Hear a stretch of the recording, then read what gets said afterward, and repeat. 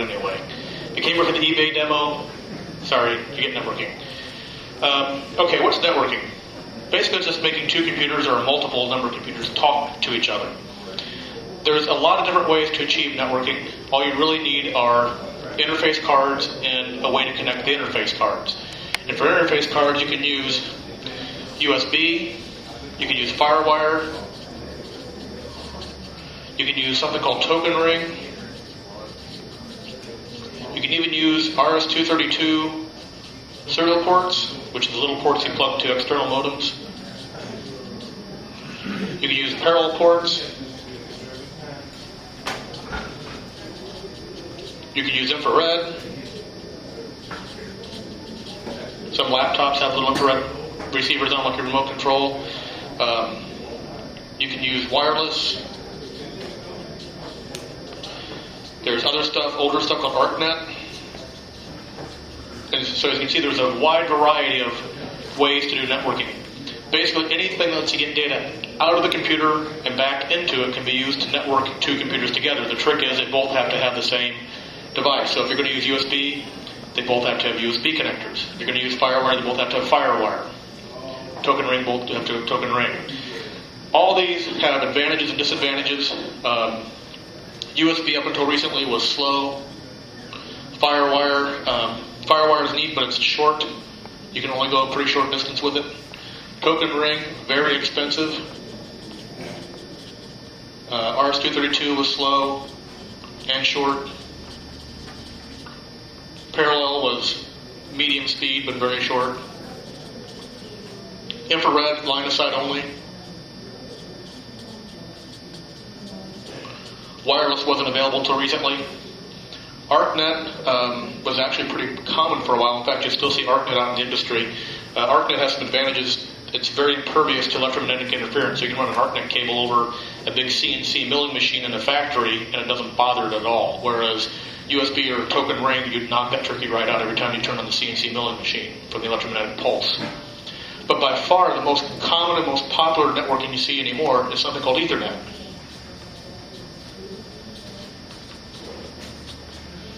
You're probably wondering, well, why is Ethernet so common when I got all these other ways of doing it? Well, it's cheap and it's fast. Ethernet, you typically see speeds of 10 megabits per second, 100 megabits per second, and now you're even getting a gigabit or 1,000 megabits per second. An adapter card that'll do 100 megabits per second, you can get for free after rebate. If you watch the rebates. $7 is uncommon, $10, $20 any day of the week, but free after rebate is certainly not unheard of. The other thing that made Ethernet so popular is just where it came from. It got real popular on college campuses and Unix systems, and it kind of mushroomed out of there. Token Ring was very expensive, and you see that used in a lot of companies. It was made by IBM, and a Token Ring card is about $400. Okay? Takes special wiring, takes big honking cables and connectors, and works well. Very impervious, very rock solid. Has a lot of neat features where if one card goes down, it doesn't take down the whole network and stuff. But it's a pain in the butt to work with, and almost nobody runs Token Ring anymore. FireWire, I've done some FireWire networking at home. It's got an advantage. It's 400 megabit per second. It's got some, but it's very short. You can only go about 6 feet. Right?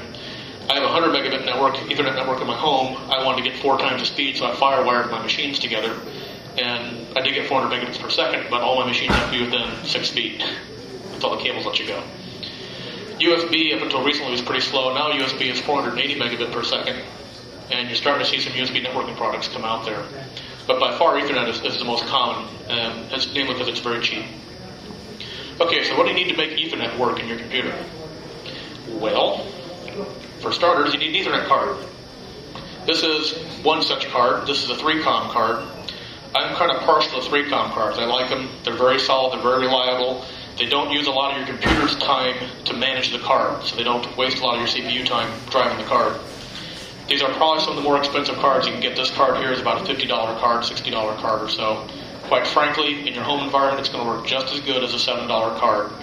I just like them because I got hooked on them at work. I can generally get them kind of cheap from work. No one's looking too carefully. And I've been very impressed with them. But really, as far as it goes, almost any Ethernet card is going to work pretty well. So you need an Ethernet card. If you have a laptop, you get an Ethernet card that looks like this. It's a PCMCIA Ethernet card. And there's a little cable that plugs into the back of this thing that lets you come out to the cabling, which we'll talk about here in a minute. These range in price. The one I got in this machine right now I picked up for $10 a couple weeks ago after rebate. 10, 20 bucks, somewhere in that range. Should be fine. You can also get, and I don't have one here, but you get an Ethernet card that plugs into a USB port on your computer. Okay? So if you don't want to crack open the case and put in a PCI card, or you don't want to put in a PCMCA card, you can also go USB. One thing to watch USB though, the original USB is 12 megabit per second. That's USB 1.1. Ethernet, 100 megabit per second.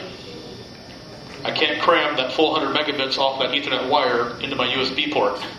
So it's not going to run as fast, right? So if you're really concerned about speed, an Ethernet to USB type of card is not what you want. Okay, so now that you bought your Ethernet card, you went to Best Buy or Circuit, actually Office Max usually has them for $4 or $5 or even free after rebate. You need some way to connect the two cards together. Ethernet uses this flavor of Ethernet. It's called 10 base T, and it uses RJ45 cables. Okay, these look like phone cables, but they're not. They have the same little modular connector on them as the phone cable, but they're wider.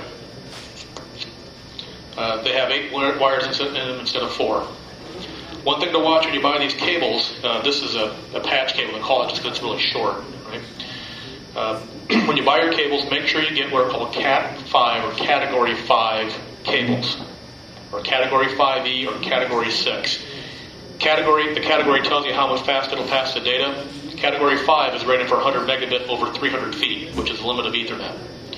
Category 6 will give you a gigabit. Category 5E will give you a gigabit over like 100 feet or something. If you use old-fashioned telephone cable like it got strung around your house in 1960, which is like Category 1, your Ethernet network will work. It will work fast, and it won't work far. It could be as short as 2 or 3 feet. Okay? Don't use telephone jacks. You need RJ45 jacks if you're going to wiring throughout the entire house. So always go for Cat 5 or better cables. Best Buy Cat 5 cables of this length. This is like a 7-foot cable. These are like 20 bucks. Get them at the computer show for $1.99. Okay? Yeah. Don't make your own cables. I know people do that.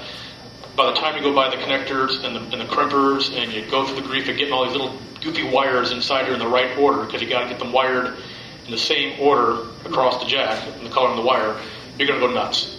Pay the $1.99, get the cable out of the computer show, and life is good. Okay, so now that you got the cables together, you need to connect the two computers together. And there's 2 ways to do this, actually 3 ways. One way is you literally plug one computer into the other computer, card to card. If you're going to do that, the only computers that can talk to each other are those computers, obviously, and you need a crossover cable rather than a straight-through cable. If all you want to do is share files between the 2 computers, that's perfectly acceptable. If you're going to use internet connection sharing, and you want to have a modem on one computer that the other modem can share, that's fine too. Nothing wrong with doing that. Crossover cables, how you can tell you have a crossover cable, and I know this is going to be real hard for you guys to see. If you line this modular adapter up back to back, right, side to side across the back, you notice that the color pattern repeats. In this case, it's like it's orange, brown, blue, green, orange, brown, blue, green, right across. A crossover cable, one of these will be flipped. You'll see that it'll go like orange, blue, brown, green in here instead. Usually crossover cables are red, but they don't have to be. Okay? I have like one crossover cable, and I keep it in my closet just in case. I keep it very far away from my other cables so I don't accidentally grab it.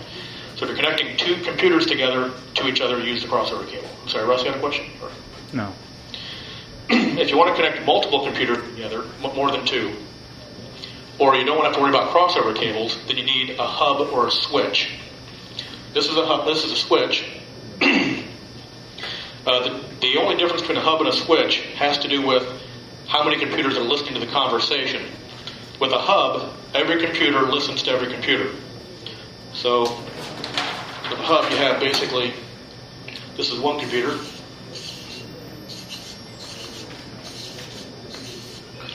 If I had a hub up here, I literally have this. And when this computer talks, both these computers have to listen.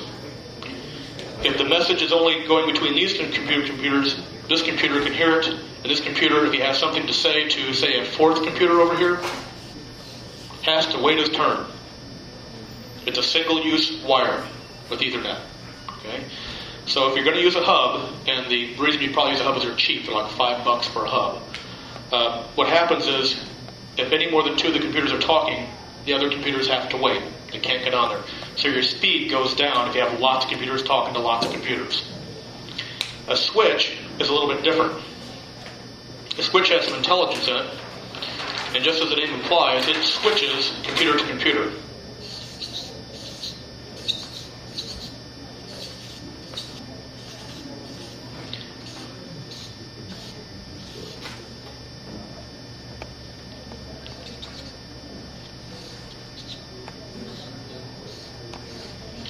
And the switch learns which computers are on which of its ports. And when one computer starts to broadcast a message to another computer, it says, aha, your message is intended for this computer. I will connect you two together, just like an old-fashioned operator to switchboard. If the other computers over here want to talk to each other, it goes, aha, you want to talk to him, I'll connect you there. And that can occur simultaneously when those guys are talking. And as soon as that conversation's over with, and it's just a few little milliseconds, it breaks the connection and would let this computer talk to this computer if it wanted to, as long as this guy wasn't talking to that one. So a switch literally rapidly plugs and unplugs those computers from each other with each conversation, so you get much more bandwidth through a switch. A little cheap switch like this, $15, somewhere in that neighborhood. This is a Linksys. You'll see most of my stuff here is Linksys. I'm a little partial to Linksys and 3Com. You can get a D-Link for, I think, $5 in a switch, $10 in a switch. They're not a lot of money. So personally, I would go with the switch over a hub if you haven't bought something already. One little disadvantage of switches, when you first plug the computers in, the switch has to figure out who's plugged into which port at the back. And you may see a few little seconds of the switch going as it tries to figure that out. So sometimes when you have a switch in there, I've seen switches get a little whacked out by turning off the computers, turning on the computers, turning off the switch if the computers are turned on. Power on sequence can sometimes be an issue for a few minutes while it figures out who's where. Not a big deal, but it is annoying if you ever encounter it. Okay, so now that I've connected the two computers, and you can actually see over here, I have my two computers connected. This is a switch on the back here. We'll get into this guy a little more. There's a reason he's bigger, but he's basically a switch. And these two computers, I got my cables going off to each one of them. And there's a very important light on here that you always want to look for when you're hooking your computers together. It's called the link light. Every Ethernet card, whether it's built into your motherboard or you buy it separately, will have a link light on it. The link light says, I see the other end. Since I'm plugging into a switch, I'm using a straight through cable.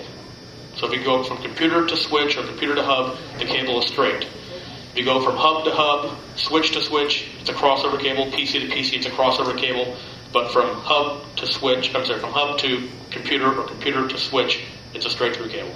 And you can see right now, my link light is lit up on number 1 and number 2, and that's telling me that port number 1 and port number 2 have powered on Ethernet cards plugged into the other end. If I had a bad cable, the light goes out. Okay? That tells me I got a bad cable, or the computer's turned off. You can also see at the other end of this that there's a little link light as well on this card. That's this card telling me that it sees that other end.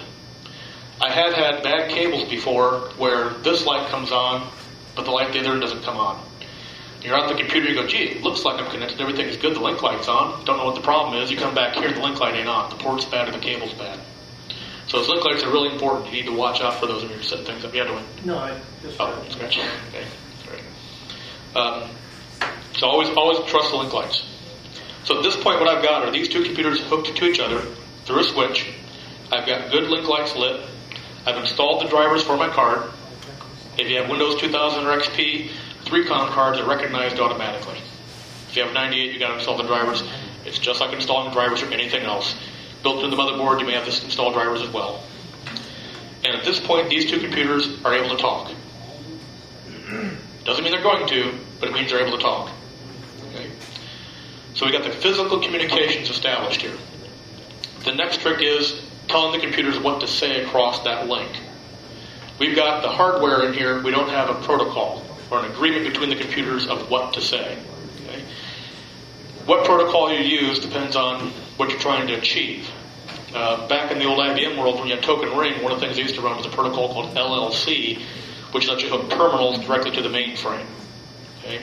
That's all it did. Terminals to mainframe, printers to mainframe. It's all it was geared to do. It didn't do anything else like file sharing, print sharing, peer-to-peer networks, web browsing, or anything like that. There must be a bazillion different protocols. By far, the primary protocol you want, and the one that almost everyone here is going to use, is called TCP IP. Okay? Token Control Protocol, Internet Protocol. The real thing to keep in mind here is the Internet Protocol. And if you haven't guessed, this is what makes the Internet work. And we're going to go into how the Internet works here shortly. There's a lot of parameters of the IP, but the basic concept is that you bind the protocol to the adapter. That tells the computer what language you want to speak. And then there's a whole series of applications that can write over TCP IP. Among them would be Windows file sharing, web browsers, FTP, peer-to-peer networking, email, telnet, X Windows. Remember we had our Linux demo the other month? Okay? And all these applications, these services, write over the top of IP, TCP IP. So our goal, if we want to do Windows file sharing, because we want to share computers or files or printers between the machine, we would have to install TCP IP and then install Windows file sharing. Okay? We want to use a web browser, same deal, TCP IP web browsing. Notice the interesting thing about TCP IP is it doesn't restrict you to hardware. TCP IP could care less if you're using Ethernet, Token Ring, USB, modems, it doesn't matter. What happens is the manufacturer of the device provides, it's called an API, or basically the driver, and it presents a unified front to TCP IP. So TCP IP, as long as that driver that the manufacturer provided for the hardware obeys the Windows driver model rules, TCP IP can talk over it. So if you're doing dial-up networking to your ISP, you're doing TCP IP because you're using a web browser, aren't you? That TCP IP is bound over your dial-up adapter, your modem, which is the dial-up adapter is just a fancy name for a driver that sits on top of the modem driver that lets it speak TCP IP. Okay, and you'll see where that concept gets used a lot of different layers of the stack, and as long as the guy below you obeys the rules, you don't care who he is. Okay, so how do we do that? Well, how do we get TCP IP installed in the card? The answer is it depends on if you're using Windows 98, 95, ME, 2000, or XP. If you're using 2000 or XP, when you plug the card in and you install the drivers to the card, Microsoft goes, there's no reason you'd ever possibly install an Ethernet card that you would want to put TCP IP on it. So it automatically puts it on there for you. Kind of nice of them. I think 98 will do that now too. 95 does not. You have to go and you have to add it. Okay. Let me show you where you add that under 98 real quick if it doesn't add it in here for you.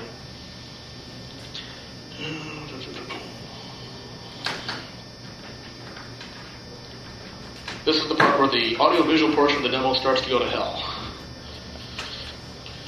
Plug and unplug too many cables. There we go. Under 95, 98, Start, Settings, Control Panel, Networking, or Network. And you can see right here are all my adapters in there. I have this Belkin PCMCA card, I have a dial-up adapter, I have an infrared port, and I have another PCMCA card I didn't use today. And it looks like I got that in there 3 or 4 times, good old Windows. So those are the actual cards, and when I installed the drivers, these showed up. Okay. Here's my TCP IP over my PCMCA card, Ethernet card, over my dial-up adapter. If I wanted to add, this wasn't in here, I would add it, by saying add protocol, Microsoft, TCP IP. Tell it OK. It'll ask you for the Windows disk, and it'll install that TCP IP, and it'll put it on every single card in your machine, whether you want it there or not. Generally, you want it there. And that's all there is to getting TCP/IP installed onto the card. Okay. Windows 2000 XP does it automatically for you. Now that you got TCP/IP installed, comes the tricky part. Okay. The trick with TCP/IP comes from DARPA, the Defense Agency's Advanced Research Project Agency. And their goal was to create a network that could survive a nuclear holocaust. Okay? That became the internet. And at one point in time, you used to have all these computers, and they decided we needed a way to get all these computers to talk to each other, because they got some guy in a lab over here who's working with the guy in a lab over there, 1,000 miles away, and they needed a way to exchange information. So they had a computer sitting here, big old VAX machine, and another computer sitting over here, and God knows what in between them, telephone lines, cables running through the desert, microwave, satellite, relay links, whatever. They hooked these two computers together. And these two guys could exchange information. This is before TCP/IP came about. Somebody else came over here and said, hey, I've got a computer. Okay. So they hooked these two computers together because these guys wanted to talk to each other. Somebody else came by and said, wait a second, I want to talk to him. Okay. Hook that up. Fourth guy comes along. Says, hey, I want to talk to these guys. So they install more lines like this. Like that. And this guy's getting connected to, and as you grow this, you wind up with connections to every single machine, and what winds up happening, this guy here wants to talk to this guy, this computer has to know how to get to this computer explicitly. If I've got 1,000 computers, every single one of those 1,000 computers has to know how to talk to the other 1,000 computers. I wind up with 1 million sets of information across the board there to figure out how to talk to all the possible computers. It becomes unmanageable. And the first thing that happens is this path gets wiped out. I say, gee, I can get to this one through here. Well, now I've got to add another set of routes to get to here. I wind up with 1 million routes and 1 million different configurations. I wind up with 1 billion possible combinations of routing patterns by having this all directly connected. They actually did this for a while and went, oh my God. They couldn't maintain it. People were adding computers every day. It became more and more impossible to keep track of all these. They got to the point where the network was completely unmanageable. So somebody came up and said, wait a second, this is dumb. Let's put the brains in the network. So that's exactly what they did. I'm sorry? It was Al Gore. It was Al Gore, yeah. Al Gore said, let's put the brains in the network. You got it. That's what he did with That's what he did. Yep. That's what happened to him and his personality. So what they did was they came up with the concept of networks, subnetworks, hosts, and domains. Okay? And you're probably going to go, gee, why do I care about these? Well, if you get into TCP/IP a lot, you'll care. What they did is they said, okay, here's a computer out here. We're going to call this a host. And every computer will have a unique address. Just like at your house, you have a unique address. All the computers in a building or in an installation or some reasonable collection of computers will share a range of addresses. Okay? And I will call computers a network, or technically a subnet. So this becomes a subnet. And I will call this computer .2, .3, .4, .5, all the way up to 1 through 255. So I can have 255 computers on a given subnet. I'll have another subnet over here.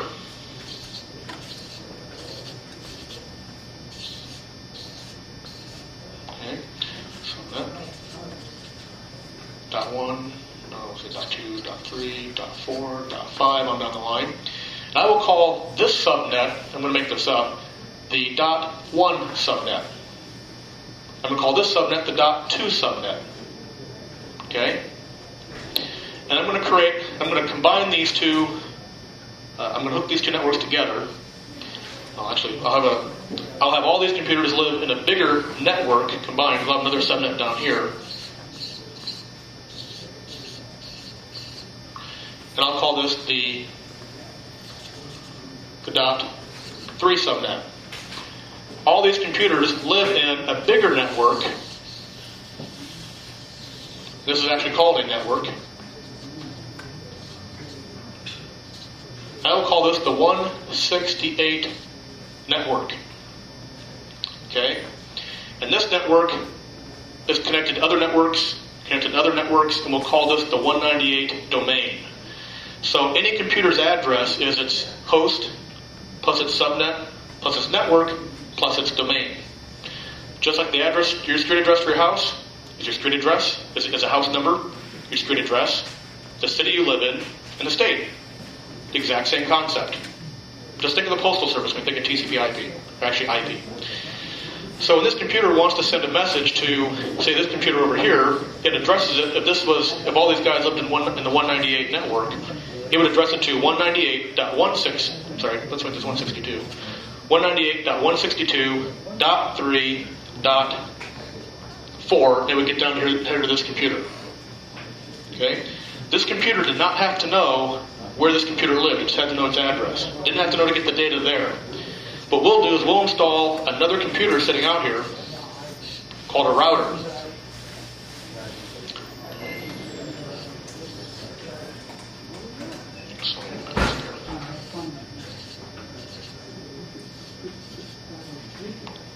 And what happens with these routers, they know where the next portion of the address lives at. So this router happens to be connected to this network in here. This router happens to be connected to, say, let's connect up to this one, like this. This computer goes, I don't know. I know that 192.162.2 is not on my network. So it sends that packet of data to this router, whose address happens to be on this side, 198.162.1. We'll say 1. And on this side, he has another interface that happens to be 198.162.2.1. He lives in two networks, two subnets. This computer goes, I know this packet of data doesn't live in my subnet. I can tell that by that .2 versus the .1 and that third digit. So it passes it to the router. The router looks at this and goes, do I know where 192.168.2 is? By golly, I do. It's on this side of me. So it sends that data out to here, and the computer picks it up. This guy didn't have to know at all, none of these computers had to know at all how to get to here. They just had to know it didn't belong to me. It's not on my street. It ain't my neighbor. I'll give it to the postman. The postman looks at it and goes, I know who this is. It's a guy across the street. Delivers it to the guy across the street. If he didn't know where this subnet was, he could refer up to another router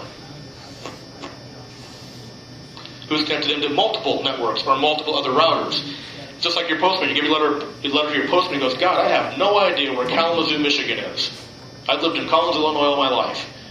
No problem, I'll give it to the postman in St. Louis. Because he knows where all these guys are. He doesn't maybe know exactly where Kalamazoo, Michigan is, but he knows where Michigan is. He gives it to the Michigan post office who goes, I know where Kalamazoo is, it's over here. The Kalamazoo guy gets it and goes, I know where 189 Belmont is, it's over here. Same concept. All the brains are in the routers. Okay? Kind of a neat idea. And the cool thing about this, these routers keep in touch with each other and keep their routing tables up to date. So if one router gets wiped out because of a nuclear holocaust, the others know it and they change the routing patterns to match. You can't kill the network. Okay? This is what we actually have in place today. There's these big backbone routers. Your local ISP has a router that gets your stuff off to the internet. It's plugged into a router, whoever their ISP is. So if you have like Charter Cable uses Sprint for part of their network, so they pass their packets off to Sprint. Sprint has a really big router in Chicago that passes the data off to MCI, because that's their provider, and then they eventually find its way over to there. And you'll see this if you actually trace a packet of data on the internet. It jumps through 8 or 9 different routers sometimes. The interesting part is it may not pick the same series of routers each time. One packet of data can go this route, another packet of data can go a different route, the next packet of data can go yet a third route. But it all winds up there at the same time. Well, winds there eventually, I should say. Everyone's got a lot of blank looks like they don't care about this. Is that just the way it is? I mean, there's no rhyme or reason why it would go different routes? Yeah, the routers make decisions. And they make a bunch of decisions based on how full a particular path is. They may have a lot of stuff held up on a path that's slower than this path. They have algorithms in them that say this path costs me X number of dollars per byte. This path costs me less, so I send them over here, but if it's busy, then I'll send it over here. So you haven't hit this path one time because it's not busy. It sends it that way if it's cheap. Next time you hit it, the very next, a microsecond later, it's busy, so it goes, okay, I'll pay the extra money and send you this way. Yeah, there's absolutely no rhyme or reason. There's no guarantee that you're going to get the same path each time.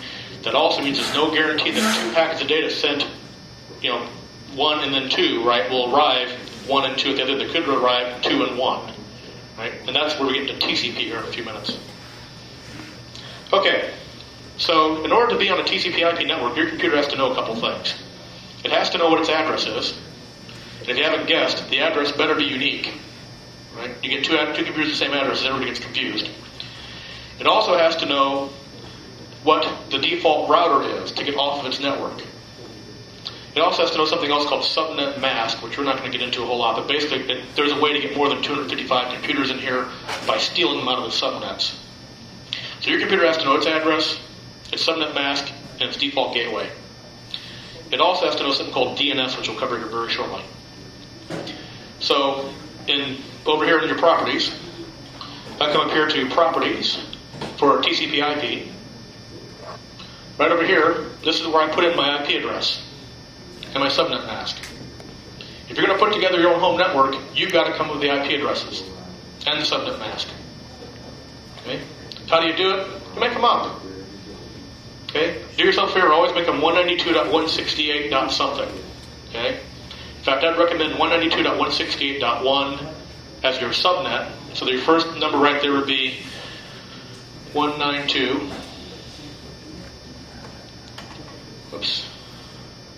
Dot 168.1, and then the first computer in your house. How's .1 sound? Okay. Second computer house, .2. Third computer, .3. Fourth computer, .4. Out ad nauseum. Your subnet mask, if you're going to do that, always make it 255.255.255.0. That lets you have 255 computers in your house. I only have 12. Okay? I think I got most of you guys beat. Okay? There's a reason for that 198.162 thing. When they came up with this whole concept of the internet, they started hooking universities together and schools together and defense agencies together, NASA onto this thing, and the government onto this thing, and colleges together, and people together. They decided, we're running out of IP addresses, and we need a way for, like, a company over here, like, say, Dow Chemical, to have their own network inside of us without conflicting with the networks out, the addresses out on the internet. So they reserved this entire 192, sorry, I keep screwing this up, it's 192.168 network as non-routable. There is no router on the internet that will pass 192.168 in the network. They just throw it away. What that lets you do is you can use 192.168 for your home networks or your business network, and you won't conflict with anything on the network, on the internet, because the first time you hit an internet router and say, I want to go to 192.168.1.1, the internet router is going to go, I don't care. It's going to throw it away.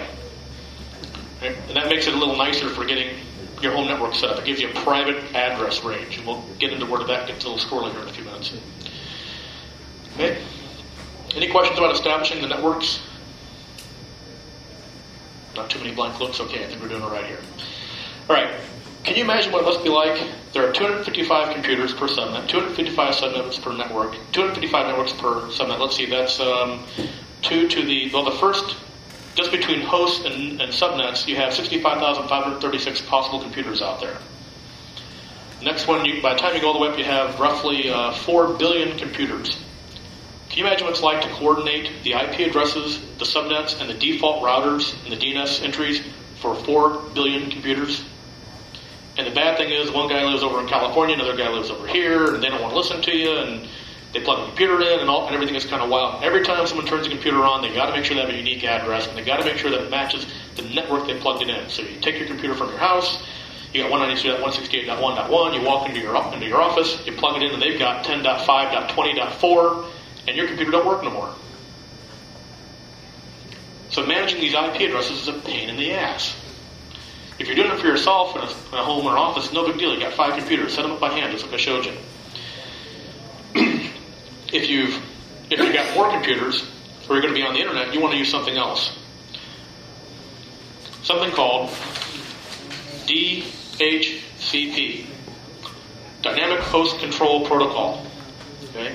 What DHCP does is your card comes up, TCP comes up on top of that card and goes, okay, I don't know what to do, somebody help me. and it sends out a DHCP broadcast. DHCP broadcasts are very special. Routers will pass them through. They don't have IP addresses assigned to them yet. And the big computer in the sky will say, aha, you should use this addressing information. Here's your default gateway, here's your DNS server, here's your IP address to use. And the DHCP server will make sure that it never gives out the same address to more than one computer at a time. Along with your address comes a lease time. So you can have this address for 4 hours. At the end of 4 hours, it's mine again. You can't use it ever again. I'm going to take it back. If you want to use it again, you can renew it. Okay? By default, Windows 98 and Windows XP 2000 set yourself up to use DHCP. If you notice, I had to go there and check that use specified IP address up there instead of obtain one automatically. Obtain one automatically means use DHCP. If you plug your computer into a cable modem on Charter Cable, turn your computer on, Charter Cable will provide the DHCP address to you. And as soon as you turn your computer on, TCP IP comes up, your computer will go, help me please, and the big Charter computer DHCP server in the sky will go, here's your IP address, here's your default gateway, here's your subnet mask, here's your DNS servers. You're too dumb to know it, here it all is for you. Okay? And your computer will go, great. And it's on the internet at that point with the right addressing information. Excuse me. So generally speaking, if you're going to be connected to the internet, you use DHCP. If you're going to be connected to the home network, you specify the addresses. Remember I showed you this guy here and I said he's got something kind of special in him? Guess what he's got inside of him? This is the router, and he's not just a regular router. He's got a DHCP server in him. Okay? He's kind of an oddball. This router does something kind of neat. He's just like those other routers we showed that lives in two worlds. But he's a DHCP server, so he's got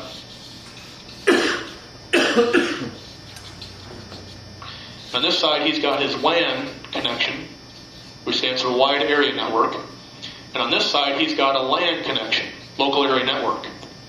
And it just so happens that this guy is also a switch. So he's got, in this case, this one, 4 LAN connections. Okay? And he will provide DHCP on these guys. So I plug my computers into here, I tell them to do DHCP, I turn them on, and this guy takes care of doing all my IP addressing for me. This is like $10. This is like $20. You buy a D-Link, it's like $5. I think they had them on sale at Best Buy or CompUSA the other day for like $5. Spend the $5. You get the switch, you get the DHCP server. If you're never going to plug yourself into the internet, who cares? You at least save yourself the aggravation of your daughter brings home her laptop from college. It's got 192.168.1.1. So does your machine. She plugs it in, and all of a sudden you can't talk to anything. Let's see the router on there. Right. So now that these guys have their IP addressing set up, they can actually talk into the TCP IP. I'm going to install another service on here. This is Windows Networking. It's a client for Microsoft Networks in this case. By default, Windows 2000, Windows XP puts that on there very automatically. I believe 98 does too. What did you put on for the mask? Subnet mask, I would have put 255 to 255 to 255.0. I didn't put one in there because I wanted to stay DHCP because I got my little router over there. You're specifying those by hand, do 255.255.255.0. That's called Class B networking, in case you're curious. Class C networking. Client for Microsoft Networks is a program that speaks TCP IP and lets you share your files between Windows computers. So all I do to add that, if it hasn't already been added, is again I just do add. I do client. Pick Microsoft again. I do client for Microsoft Networks. Tell it OK. It'll go out and ask me for the CD and install it. And at that point, my computer knows how to share files with other computers that are also speaking the Microsoft networking protocol. If you're using Linux, this is called Samba. Okay. Once I've got that set up, I have to go and identify my computer within Microsoft Networking. I have to give my computer a name. I chose ThinkPad. Microsoft Networking also has a concept something called a workgroup. It's just an arbitrary collection of computers. Tell it whatever you want. I use VRU because I work with voice response units at work. It's a little easier for me to do this. I did the same thing over here on my Windows 2000 machine. It's a little different where you do your identification. XP works the same way. There's two places you can do it. Network identification right here. Let's see here.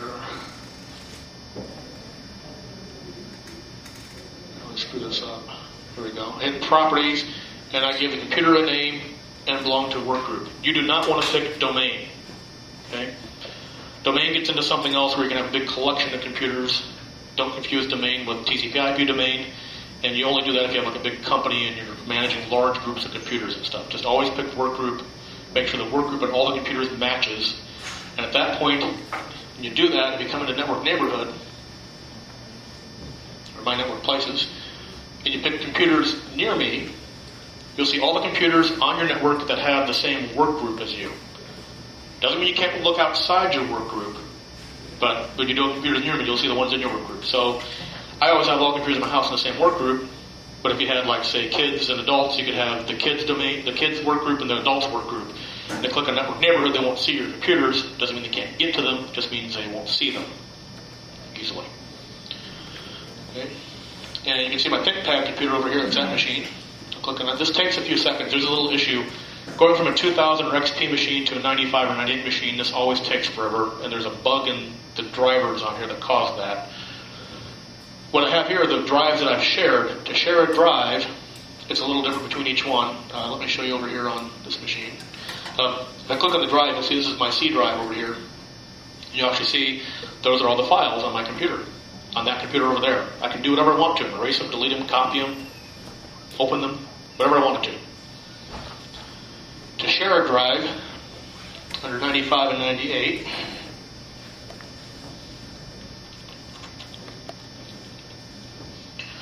you come in here to, let's say, my computer. You find the drive. You right-click on the drive. You click sharing, which wasn't there before you added the client for Microsoft Networking. And you tell it to share as, and you give it a name. I picked C because it's my C drive. I could have called this Chuck C drive on this ThinkPad over here. Could have called it whatever I wanted to. I just picked C because it made sense to me. Right? You can put a comment out there if you want to. I tend to put my drive sizes on there for, just so it's easy for me to keep track of them, because I've got 10 computers and probably 30 hard drives. You lose track after a while. You can specify whether you get full access, read access only. So if you don't want people erasing your files, you want them to read them, you can do that. You can give a password. So you said it depends on password. You get full access if you know the password, only read access if you don't. In your house, it's probably not a big deal. In an office, it can be kind of a pain if people buy a bunch of files. That's how it works under 95, 98. 2000's a little different. Why is it different? I don't know, because I just have to make things different. I can do the same thing, open up my computer, right-click, do sharing, and over here I have to do a new share. And then it'll let me share this folder. I can share individual folders if I want, so I don't have to share my whole hard drive. I can make a folder on my hard drive under 95 or 98 called Kid Stuff, make the share name Kid Stuff, right?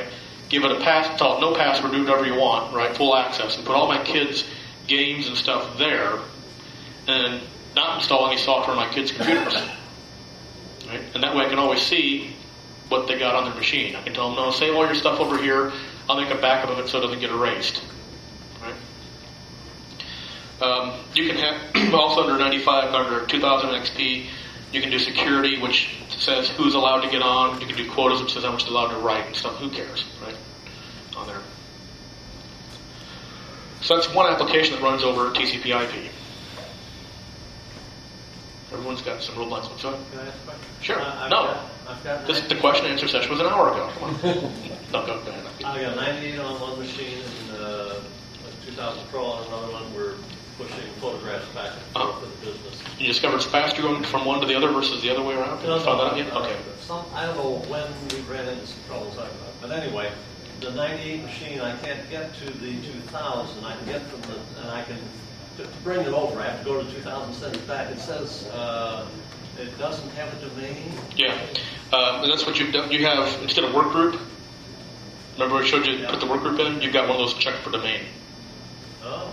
Right, so you need to go to both of them, put put work group, and put the same work group name there, and you should be okay. Don't be surprised if you discover after doing that going, and I'm going to get this wrong, but going from like the 2000 to the 98 machine, you'll see it use like the full bandwidth of your adapter, roughly 75 megabit per second if you have a 100 megabit Ethernet card. Right, but going from the other way, it's slower. I have no idea why, but it's always like that. My solution for it was just install 2000 on the machine for my house and don't worry about it. After buying legal registered copies of 2000.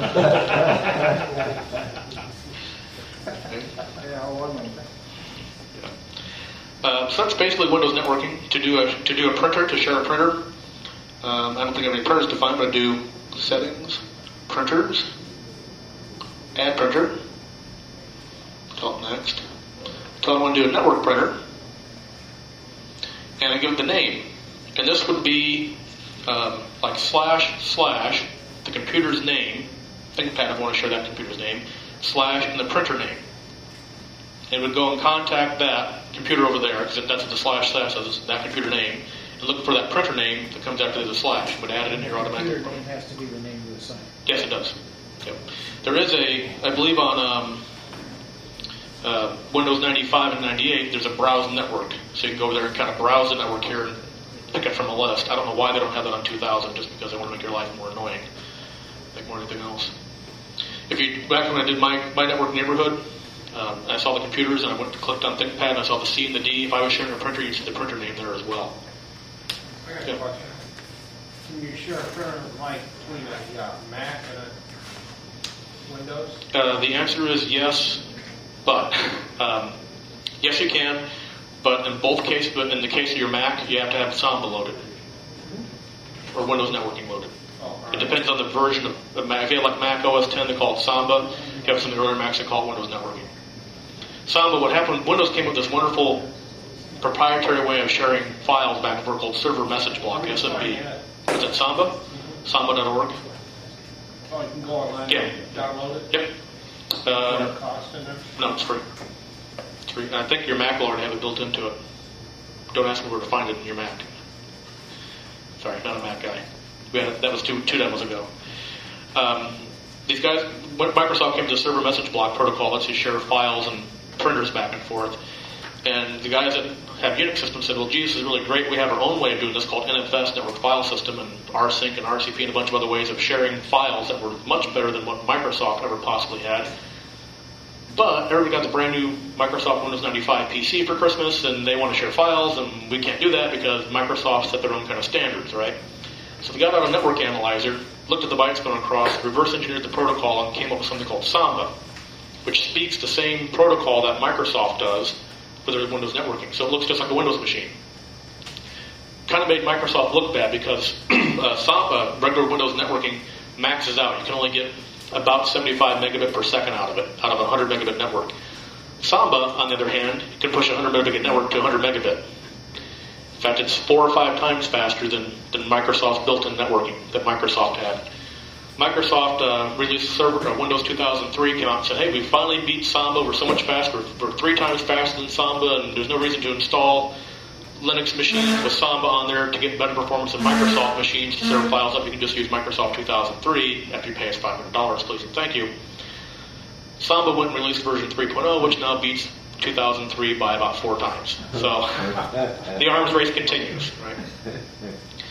Okay, so everyone kind of comfortable with DHCP and routers, yeah?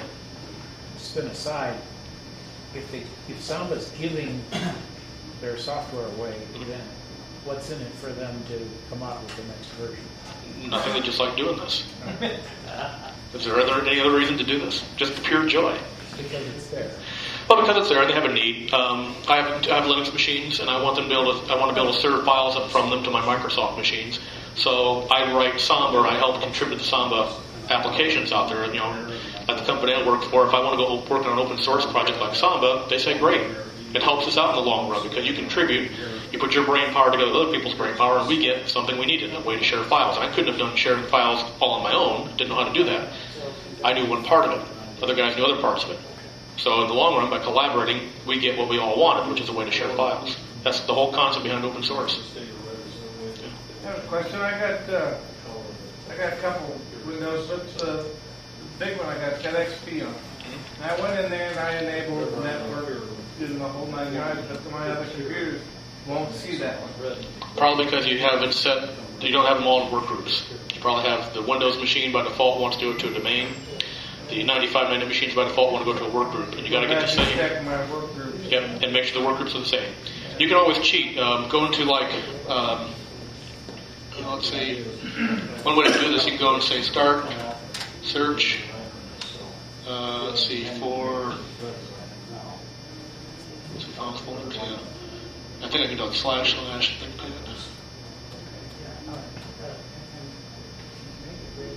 that. Do that. Under Windows 95, you can do this. I think I just locked up my computer here. I know I did. Don't do that. Oh, what the hell? That was neat. This concludes our demo.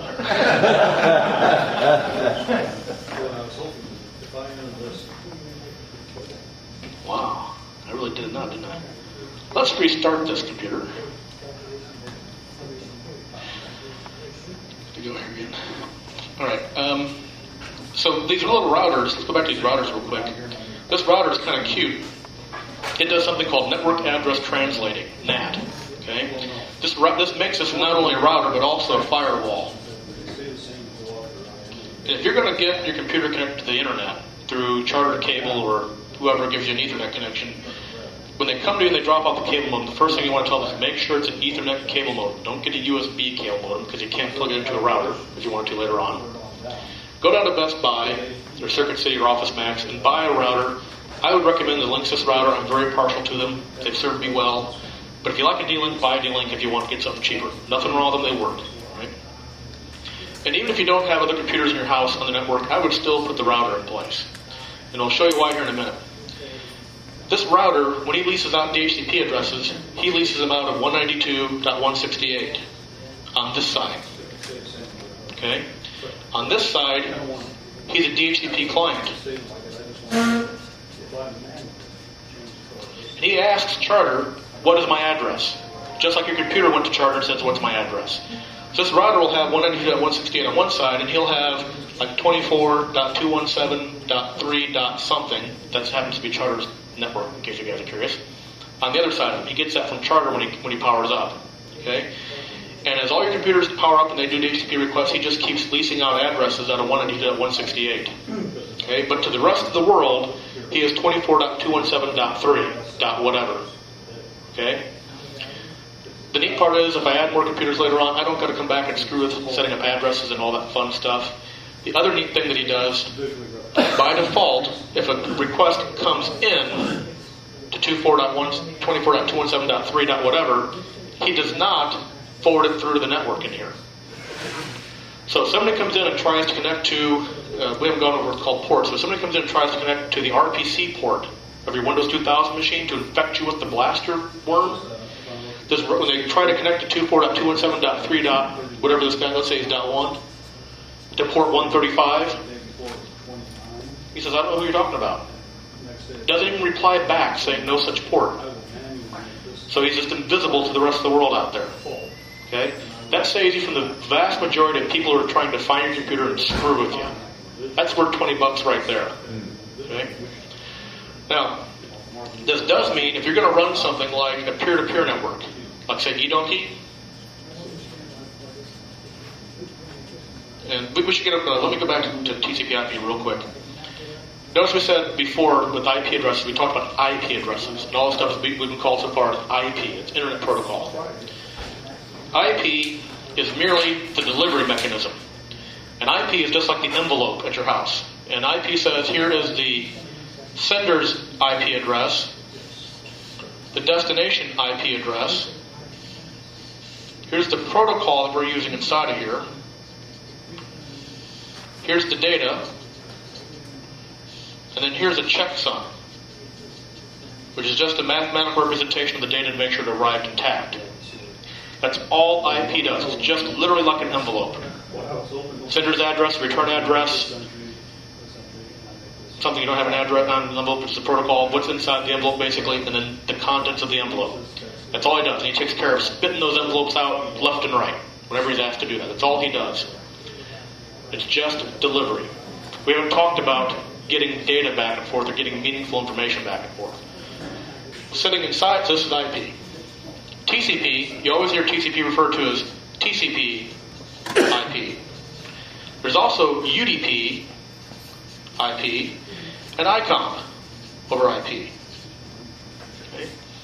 Let's cover ICOMP real quick. Again, this all sits inside of IP. You still have this same source IP, destination IP address, protocol. So who am I? Where is this packet supposed to go to? And what's inside the packet? This protocol is just 1 byte, and like there's the 1 means TCP, and 2 means UDP, the 3 means like ICOMP. And the receiver of this looks at this and figures out what application inside the TCP IP stack this belongs to. The neat part about ICOMP is used to control the internet. Remember we talked about those routers talk to each other? They exchange ICOMP packets back and forth. And there's some data in here that tells them this route isn't available behind me anymore, this route's now available, this route costs this much, this route's this fast, and they send the stuff back and forth all the time. There's a real neat one called ping inside of ICOMP. It's a ping packet. So the protocol byte would be 3, the next byte would be like a 20, which means ping. Then there's some number of arbitrary data in here. You guys ever watch the old wartime movies with submarines? Do sonar ping? Send out a sound, hear it echo back. Same idea. Ping is your buddy. You ping a machine. That machine's TCP IP stack sees its ICOMP, sees it's a ping packet. What does he do? He just replies back. That's all he does. It's a great way to find out if a machine is alive. Or if you're alive, for that matter. So if I know this machine's IP address, I can find it real quick. I'll type in IP config. This machine's IP address is 192.168.1.100. Either because I set it to that or it got DHCP to that. My default router is 192.168.1.1. If I can't talk to stuff on the internet, the first thing I'll do is I'll ping my default router. Ping 192.168.1.1. And I'm going to reply back. That tells me that router is alive. So if I can't talk on the internet and I ping 192.168.1.1 and it comes back request timed out, I know damn well my router ain't talking to me. And if my router ain't talking to me, then I sure as hell can't use it to send data through it to the rest of the world. Okay. That computer over there is probably, probably not 101. We'll ask it. Under Windows 95 and 98, it's different. It's WinIP-CFG is the command you use. Why it's different, I don't know. On Linux, it's ifconfig. This machine is .101. So if I want to see if that machine's alive, I can ping 192.168.1.101. And he's alive. I'm talking to him.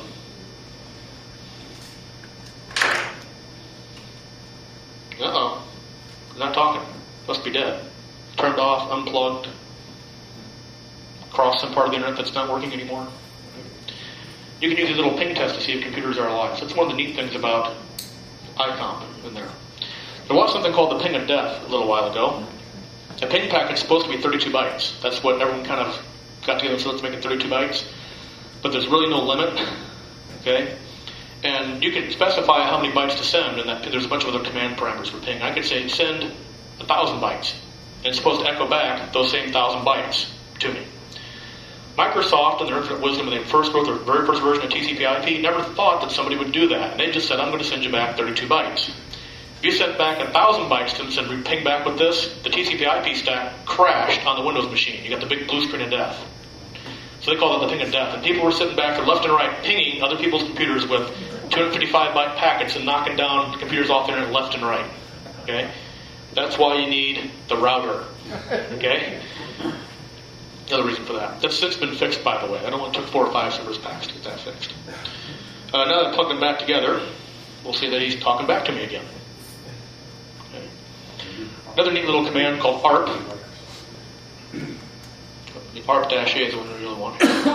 But ARP-A, each of these cards has their own little burnt-in address called a MAC address. Completely meaningless to the whole internet kind of concept. but it's a way that the cards know each other by. And if I do ARP-A, the computer contains a map of this IP address as this physical address. If I do an ARP-A, it tells me all the computers that my machine can physically see. So if I'm looking for other computers that are on my network, I do ARP-A and I can see them. If I don't know who to ping, I do ARP-A and I can find the people to ping. I can also use it to snoop on people too, if you want to. You can put your adapter in something called promiscuous mode. It means any packet that comes in, you can see, even if it's not addressed to you. That's another disadvantage of a hub, an advantage of a switch. Okay, so all that's ICOM. ICOM is really the nuts and bolts of keeping the internet alive and working. TCP, we'll do UDP. UDP is real simple. UDP stands for User Data Protocol. UDP is completely rock dumb. Again, it sits inside of IP, and you have data. You also have something here called port. The concept of port becomes important here in a few minutes. Notice on your computer you can have lots of services. You can have a web server running on a computer, an FTP server running on a computer, a mail client running on a computer. You have all these applications that share the same address. Just like you have lots of people live in your house, they all share the same address. Well, when the envelope arrives, who do you know to send it to? Because all IP does is just deliver the envelope. Port is the name on the envelope. Deliver this to Chuck Hill. Okay? Deliver this to your web server. So all servers listen on well-known ports. So like a web server always listens on port 80. It could listen on other ports, but no one would know what port to talk to it on then. FTP servers listen on like port 23. Mail servers listen on port 20. Telnet servers listen on port 21. There's a whole list of these well-known ports. UDP merely delivers this chunk of data to this port and it's done. It gets sent out there. The IP takes care of getting it to the host. The host unwraps this, sees it's a UDP protocol, sees this port number, delivers it to the application of any that's listening on that port and says, here's your data, I'm done. Okay? There's no acknowledgement that it was delivered. There's no checksum to make sure well, there's a checksum to make sure it arrived correctly. There's no retransmission if it didn't show up. And there's no guarantee that any two UDP packets will arrive in the correct order or be presented in the original order they were sent in. You see UDP used a lot in some peer-to-peer applications and in instant messaging. The advantage of UDP is that there's no persistent connection, no concept of session. So this is kind of fly by night. Hey, you sent me the data and if it got here, great. If it didn't, no big deal. I don't care. I'm not keeping track of you. You're not keeping track of me. I'm not keeping track of what we just sent back and forth. It's just send me the data and it gets here. If it doesn't, it doesn't. And I have to be smart enough at the application level to figure that out. TCP is a little different.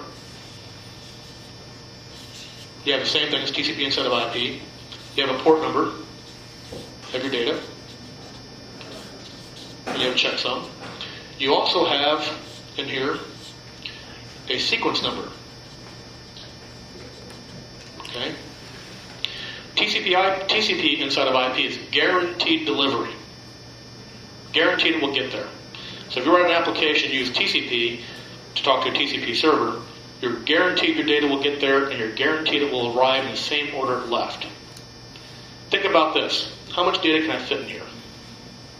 64 bytes. No, it depends on the network. It's very... Ethernet, it's generally 1,500 bytes. Generally. It doesn't have to be. Charter cable is 1,437 bytes. Okay? Point-to-point protocol, it's different, yeah. I mean, it's all over the place. If I've got to send you 2 meg, how do I do that? I can only send 1,500 at a time. And we know that there's no guarantee that the first 1,500 will arrive before the second 1,500 arrives. It could have taken a different path. And there's no guarantee if I use UDP that the 1,500 arrived at all. Okay? So at TCP what happens is your computer sends a message to the other computer saying, hey, I want to talk to you and establish a TCP IP session. The other computer acknowledges back saying, great, I want to talk to you as well, I'm willing to talk. Your sequence number is 0. Your computer then sends a packet of data, 1,500 bytes to the other computer, says sequence number is now 1. The other computer sends back a message saying, I acknowledge packet number 1. Your computer then sends a second packet of data saying, sequence number 2, here's your next 1,500 bytes. The other computer acknowledges back saying, I've received packet number 2, thank you very much. Your computer then sends packet number 3. So it's send and receive, send and receive, send and receive with those sequence numbers. If packet number 3 arrived before packet number 2, the TCP stack inside the receiving computer will hold that packet and wait for the missing packet to arrive. When the missing packet arrives, it will present to the application the combined data. So you're guaranteed that their data arrives and what it was left out in. So I chop the elephant up, and you ever want to mail a 57 Chevy to somebody? You know you can't just put the stamp on the door handle and put it up to the curb. But you can chop it up in a bunch of little pieces. That's what TCP does. The TCP just numbers all the parts to make sure they get there. There are a lot of parameters of TCP that specify how many packets can be unacknowledged before we stop the session. How many, how long I wait before I request a retransmission. And you'll see lots of stuff on the internet where they talk about tuning this stuff with cable nuts and some other programs. Generally, what comes with by default works pretty good. So that's TCP in here. This port is important because that specifies the service you want to talk to. I know I just bored you guys to death with this whole thing of port. Here's where port becomes important. Back to this guy, right? Okay, notice I've only got one IP address out here. If I have, let's say, a web server sitting on a computer in here, we know it's listening on port number 80. And it happens to be on 192.168.1.101, right? To the outside world, I can't send a packet to 192.168.1.101, the internet routing. Okay?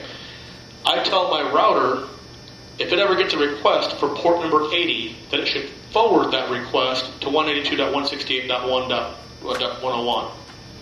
So the outside world sends a request to 24.217.3.1, port number 80. I open a hole in my router's firewall to forward that port through to this machine. The neat part is if I have a web server running out here and I also have Windows networking, which runs on port number 27, you can't get to my Windows networking because I haven't forwarded that port. I'm safe. Only the application I want to expose is exposed. Okay? If you're doing web servers, you need to do that. If you're running peer-to-peer like eDonkey or Kazaa, you need to forward those ports they use through your firewall. Otherwise, the other guys can't talk to you. Yep. Same thing with Windows messaging. Yep. Yes. Because I noticed when I have a router and my friend's got a router. Yep, you can't talk. We can't talk. There's a trick you can use. If only one of you is sitting behind it's not really the router, it's actually the firewall portion of the router that does that. And there's a trick they use. If one person doesn't have a firewall, they have a computer sitting out here in the sky, and you talk to that, the guy behind the firewall has a TCP session that he initiated through the firewall to this computer here in the middle. And when you want to talk to him, you send a message to this guy saying, tell him to come connect to me. Okay? And since connection can come out, he establishes a connection out to the machine. It's already established. This machine then says, hey, this guy over here wants to talk to you. You knock on his door. That works as long as you're not behind the firewall. Right? If both of you are behind firewalls, you can't do that. That's exactly. Yep. If you go to eDonkey, you see this thing called low ID. That's why you get that. If you're on Kazaa, you get something else. They call it something else. Same idea.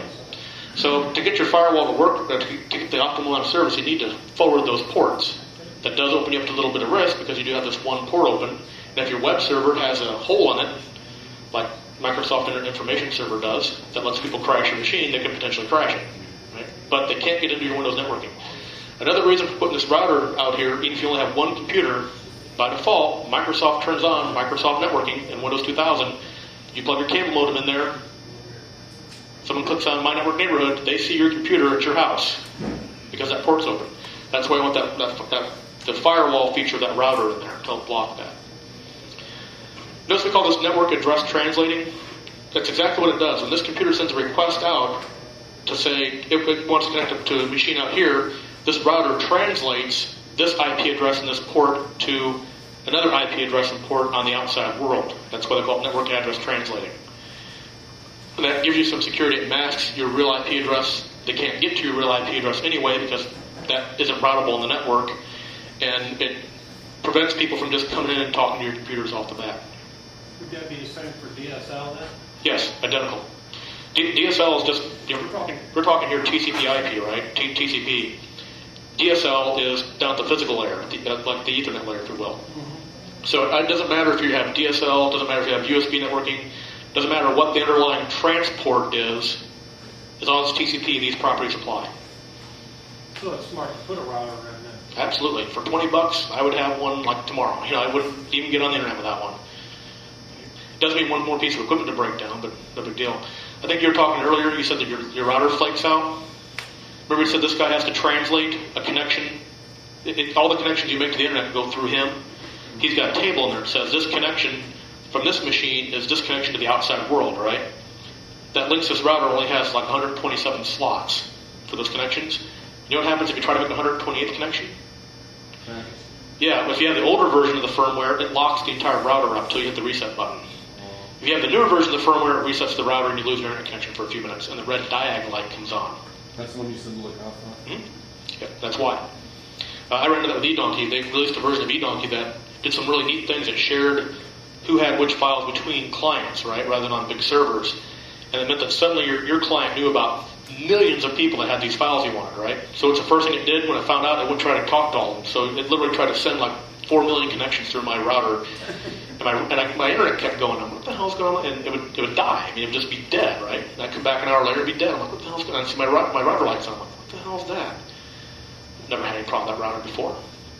And went to Linksys website, and sure enough, there's an upgrade where they talk about router will no longer lock up on 127 connections, will now reset. So that's one little thing about routers. Do you think I'd have to get the latest update on that? I would always get the latest upgrade for my firmware for the router. How you configure your router depends on the router, but they generally work like this.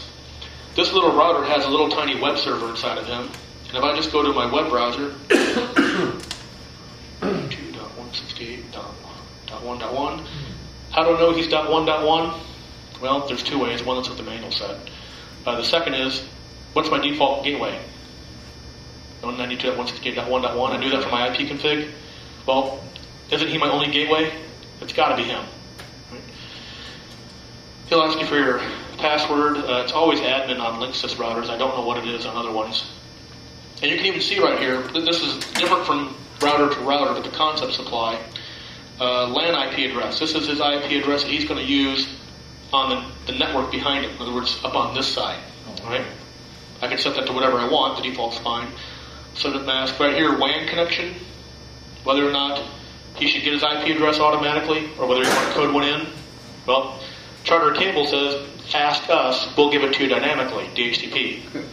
Some other people, yeah, they should. And they work. Good, ready. Some other cable providers say, they give you a static IP address when you get your connection, and they say, here is your address to use forever. Right? So you key that in there if that was the case.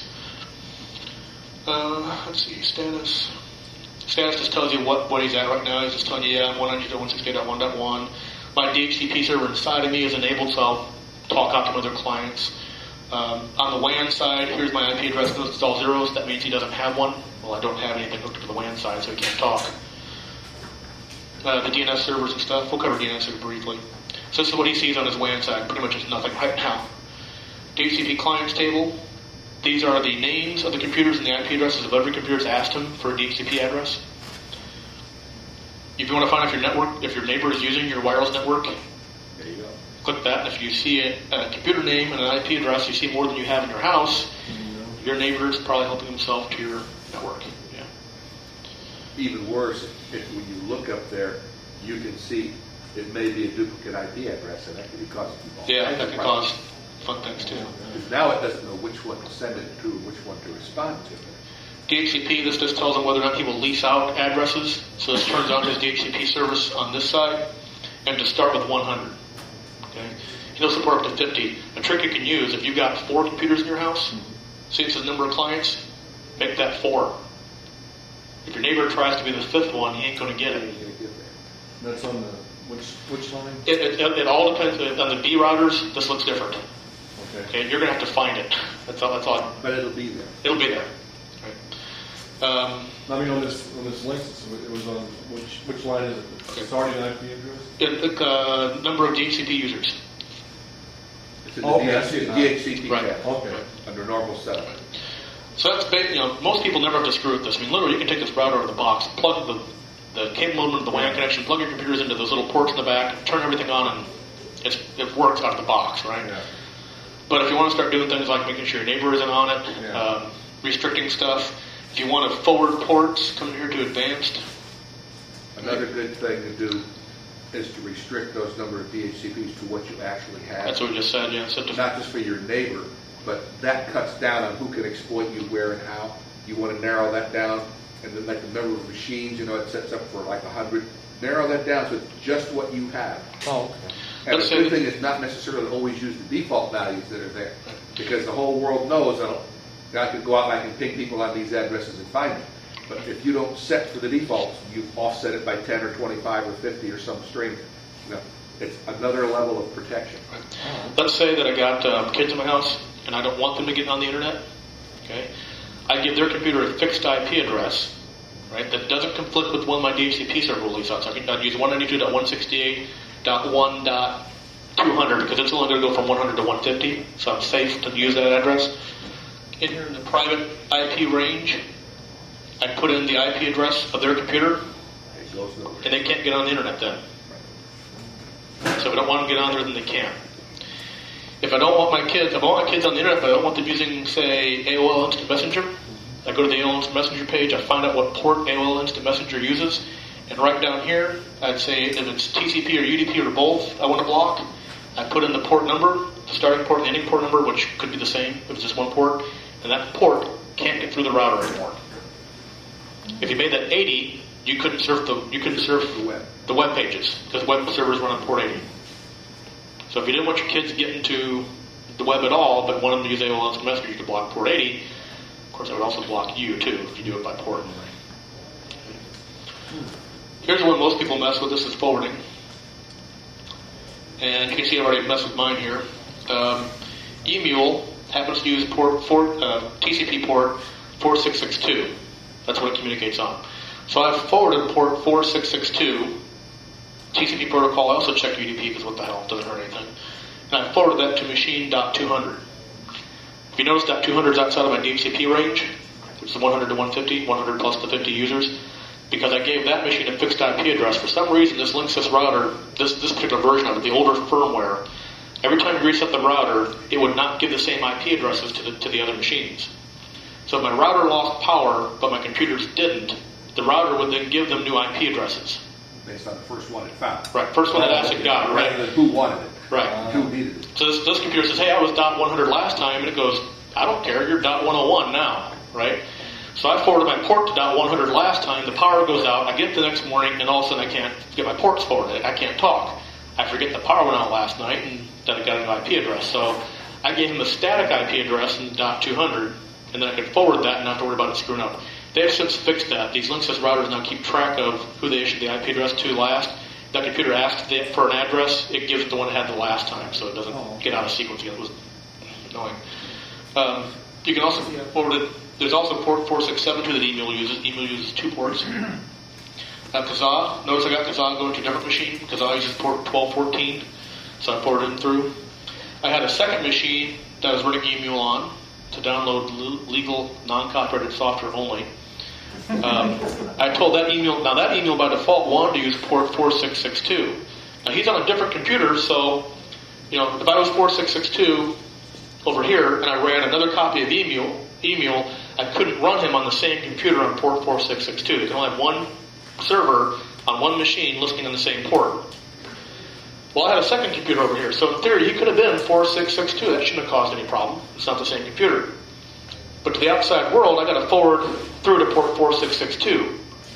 There's only one IP address in the outside world, so that meant I had to be a different port number.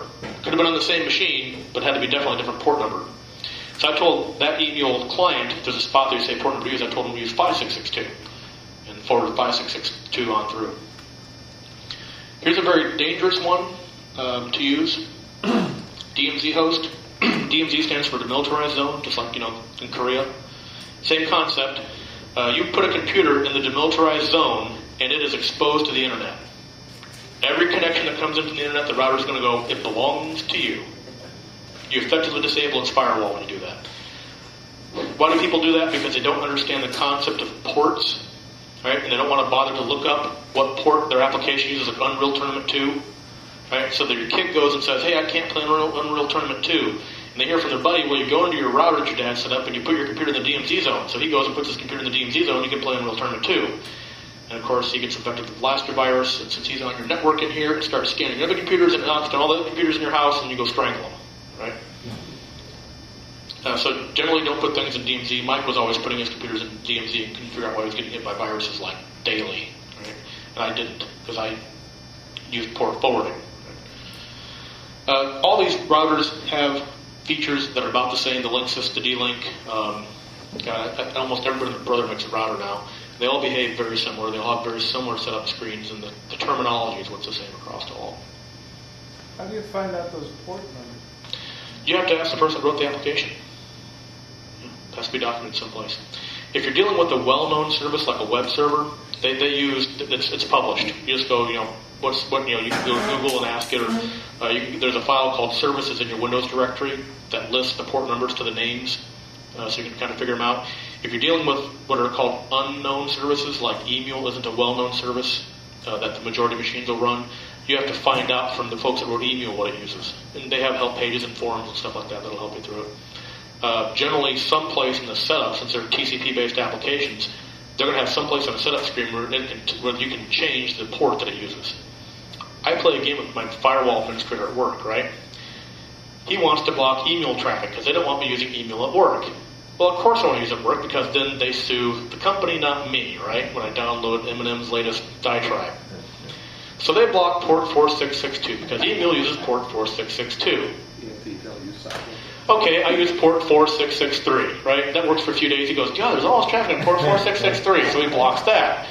I go, okay, port 4664, right? We just play this game back and forth like this, okay? Of course, this is all hypothetical, right? All completely hypothetical. Yeah, absolutely.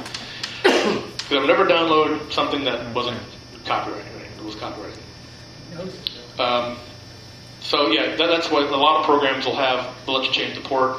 A lot of servers will also let you change the port because you may run 2 instances. It's not uncommon to run 2 web servers on a machine. If you have a web server set up, you have one web server that you set up on port 80, which is the well-known address, the well-known port.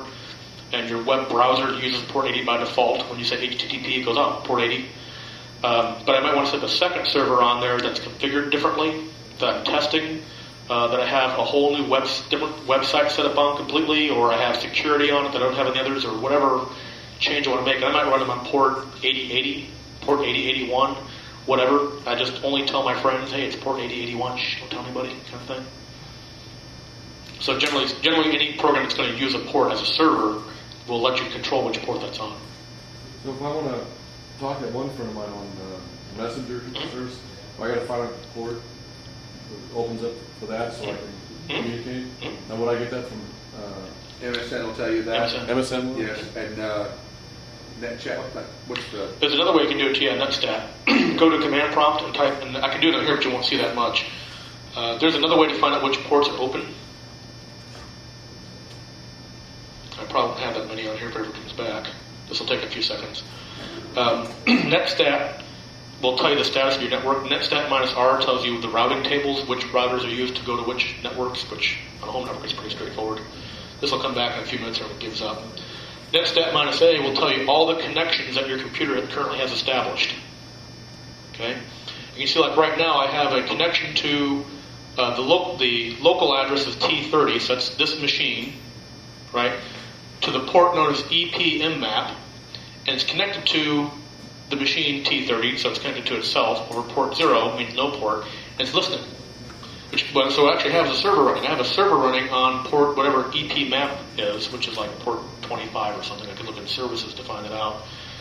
And it's just listening. It's a server. It's waiting for a connection. If I was running AOL Instant Messenger, I would see something on here, local address, my machine name, a colon, and probably a number because the port it's using isn't well known, and listening. In fact, there's a port 1028 right there. See it there? Listening?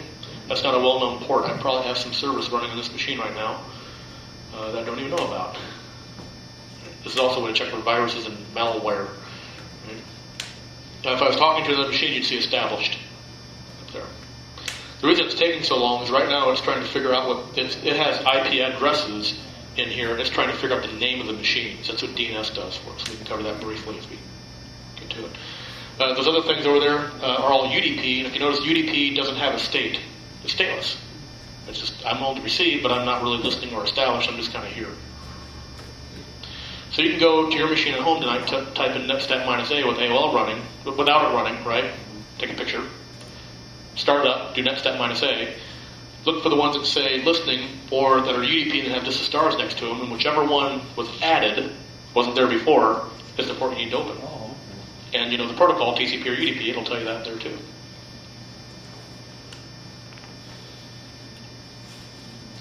Okay, DNS. We've talked about DNS a few times.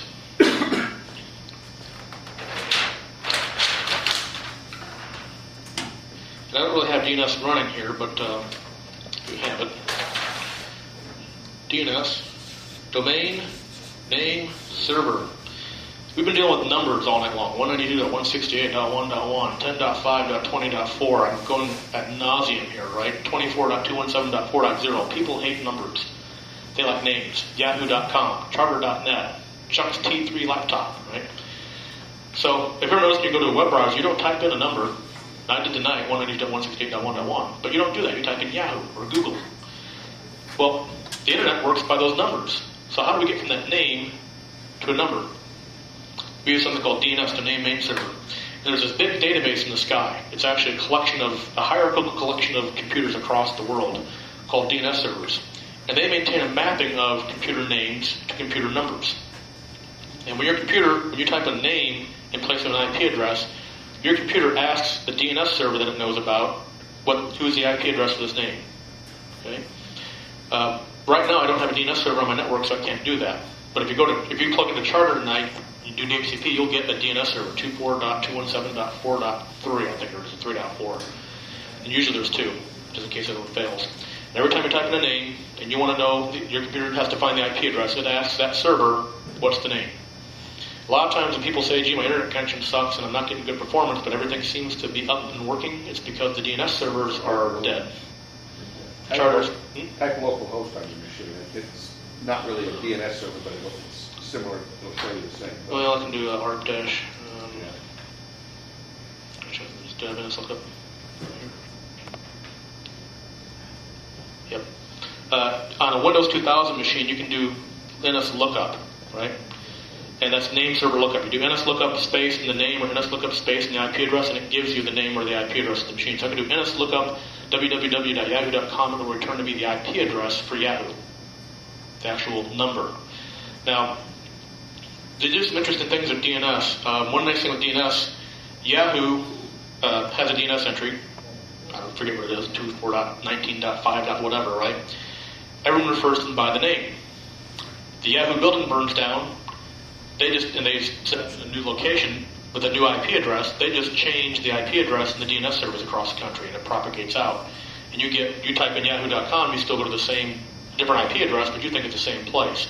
So DNS allows people to switch IP addresses and machines you're working on without you even knowing in some cases. The reason we mentioned DNS is, again, its impact on performance. If the DNS servers are slow, your internet connection is going to be slow. I got stuck using a provider called MVP.net because the internet service provider was using burnt net at the time. And they had really good connectivity. It was great. Had real high-speed internet connections that worked flawlessly except one thing. They had one DNS server, and it was all the way over in Missouri.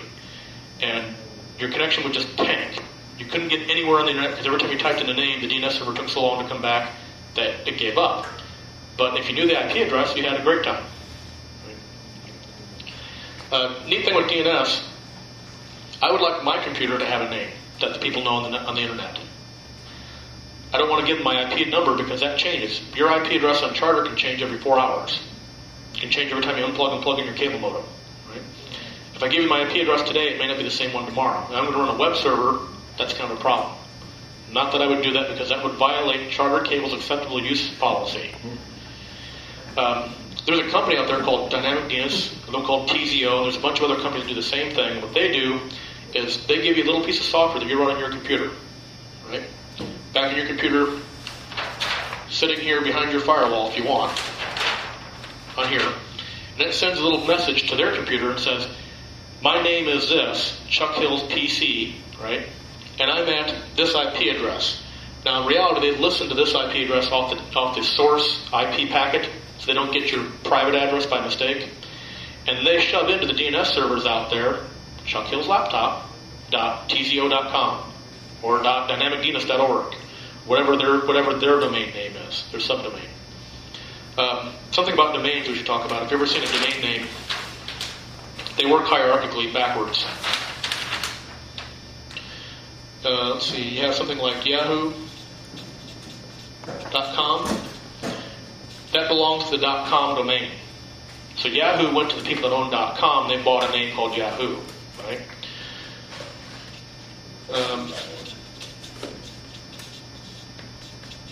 My company, Maycorp, we went to the .com, we bought a .com name, and then we own everything under Maycorp.com. So we could have www.maycorp.com, which would be one server. I could have ftp.maycorp.com. I could do mail.maycorp.com. The trick is, whenever your computer goes up and says, I want to find out what ftp.maycorp.com is, the DNS server you're talking to may not know who that is. So he goes up the next level to .com. .com goes, oh, well, that's Maycorp. It contacts the Maycorp DNS server that we have on our site. It says, oh, you want FTP? Well, that's this host. They work, or they pass packets around like that with each other. If you buy your DNS service from TZO, you're always going to be something.tzio.com. If you go to dynamicdns.org, they're a company that will, TZO is like $20 a month. Or 20 bucks a year. 25 a year. If you go to dynamicdns.org, they do it to you for free. And your your name will always be something name dot, I think it's dynamicdns.org. It's a way for you to give your computer a name on the internet. One of the really cool things, TZO and Dynamic DNS and a bunch of other ones require you to run a little piece of software on your PC. Well, if you're going to run a server, it's up all the time, you don't care anyway. The new Linksys G routers, they support Dynamic DNS and tzio.com. You can tell that router, here's my name, here's my account number at tzio.com, and the router will contact them and say, here I am. So you don't have to have any computers on there at all, which is neat if you have an Xbox, right? And you want people to be able to find you without going through Microsoft servers because you're using a hacked version of the Xbox and they'll kill you, right? You just use your handy-dandy Linksys router, you forward those ports through there, and you tell it, go use tzio.com, and you can find my name that way. DNS, Windows caches DNS names on your machine, so that the first time it asks, it saves it on there for so many seconds. That's why sometimes if you go to a website and it comes back as unavailable and you hit refresh, it comes back as unavailable again like that, even though it has since come up, it's because it's still cached on your side and has the wrong address, and they've changed the addresses behind the scenes. There's ways to flush that with NSLookup and Netstat and ARP, I think will all let you flush those things. My favorite way of flushing is you reboot the machine. At that point. It doesn't usually happen that often. There is a registry patch you can use that tells Windows not to do that. If it has a bad page that it finds, it'll flush the corresponding DNS entry. So the next time you hit refresh, it goes out and tries to find it again on there. Let's see. You guys want to talk about wireless briefly? Some questions on wireless? Okay. Wireless Ethernet. There are several standards for wireless. The ones you mostly see are 802.11a, B, G. There's an I and an X coming out here shortly. They all work generally the same way. You have a wireless access point, which is a device that converts your Ethernet network to a wireless Ethernet network. It just so happens that Ethernet is 802.11 anyway. It's just a particular variant of the standard. And they have all sorts of ways of controlling who connects to which access points, how far it can broadcast, and overlap frequency and stuff like that. Basically, it's rock dumb simple. You get yourself an access point. They look kind of like this with two antennas sticking out of them. They have one connector in the back for your network. You plug it in there and you're done. It'll start speaking at that point. Okay. If you want to do things like security to make sure that people can't get onto it, you got to. There's things you can set inside. These have configuration pages like that. Network does. They'll have an IP address. They'll usually DHCP their address. You can go find them with an ARP, or they'll have a fixed IP address in them of like .255 or .254, something that usually won't be in conflict. You tell that in your web server into them, and you can set up their parameters. Generally speaking, if you're going to set one of these up, at a bare minimum, make sure it supports something called WEP, Wireless Equivalency Protocol. What WEP does is it encrypts the packets of data that go across the wireless network. Okay? Without that, it's all in the open. Everything you send, anybody can see. Clear text, completely readable. With WEP, it at least encrypts it. Now, WEP comes in a couple flavors, 64 and 128, and what's called passphrase. Make sure that you pick 128 or passphrase 128. All the devices on your network that you buy that are wireless also have to support WEP at 128 if you tell your access point to WEP at 128. When you set up your access point, you put in something called an SSID or ESSID. That's the name of the access point. You can only connect to the access point if you know the ESSID. There's a spot in there you can tell it to broadcast the ESSID. So if you want to make your network public, you put in my public access point for the SSID, wherever you want the name to be. You tell it to broadcast it, and anybody walking past with a wireless card will see that network show up. If you don't have WEP turned on, they're free to join it. You have a public access point your neighbors can share if you'd like to do that. If you want to keep them from getting on that, but you still want them to know it's there, you turn on WEP, and then they have to know your WEP key. Okay?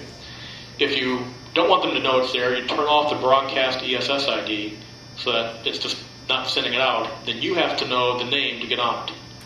Okay? At home, I had my ESSID turned on because I was having some troubles getting my machines to talk, and I got sick and tired of typing in the name all the time. I just wanted to make sure it was actually sending out something. So I left the ESSID turned on, and as soon as I got myself secured down and working, then I turned it back off on there. A, B, and G, I, and X are different standards. They're different speeds, but they really are. This is the fastest. B and G are compatible with each other, so if you buy a card that does G, and this card does G, in case you're curious, it will work with a B network. I got this card because I have a G network at home and a B network at work. I can go back and forth to either one. I get like 20 megabit per second or so at home on this. I go to work, I get on the B network, and you only get like 5 megabit per second. In my office, I get 1 because I have fluorescent lights right outside the office. B and G are not compatible with A. Okay. Personally, if you're going to buy one, I would buy B or G. Forget about A. Shorter range. It's not as prone to interference as B is, but it's not as much of an issue anymore. It's much more expensive. You can get a B router, a B access point for about $20 to $25. You can get a router like this with B built in it for about $40. You get a B card free after rebate. Okay, $7.88 after rebate at Office Max 3 weeks ago if you really wanted one. Okay. Are they some better, some worse? Absolutely. This Cisco card will pull in stuff that my other card won't. The Cisco card is about a $200 card. My office uses these. This Linksys card was about a $70 card. It'll pull in, this is a G card, it'll pull in stuff that the D-Link card won't pull in. The D-Link card will sometimes pull in things that this thing won't pull in sometimes. The I and the X are just different standards. WEP has a problem in that WEP uses the same key to encrypt every piece of data. So if you sit out there long enough with an antenna and a data scope, you can figure out someone's WEP key if you're really good at math. So WEP isn't quite as secure as people would like it to be. I and X introduced new encryption standards that make it much harder to get to figure out the key. There's something called temporal shifted key, which they change the key every packet of data. Makes it a lot harder to get. There's talk about the I's when the standard gets approved that people should be able to upgrade their G routers to an I. You can't upgrade your B to a G. It's different transmission hardware inside. I'm going to sound a little biased again, but if you're going to buy a router, I personally buy the G. They're about $100. It's a little pricey. I would buy the Linksys G, rather. They're about $100. They have 2 little antennas coming on the back. There's something that I really like about the Linksys routers. They run Linux, believe it or not, this little tiny thing. People figure out how to hack it. So you can go and get into your router, into the kernel running on your router, and make it do things that it's not supposed to do. Like transmit at 84 milliwatts instead of 19 milliwatts, so I can get my signal on my deck instead of in my kitchen. Okay? Not that I would do that because that would be illegal and violate numerous FCC rules and regulations, but I've heard you can do it.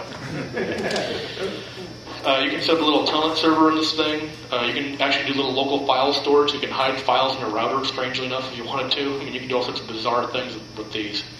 That's why I kind of like them. They're a little more hackable than the D-Links and stuff.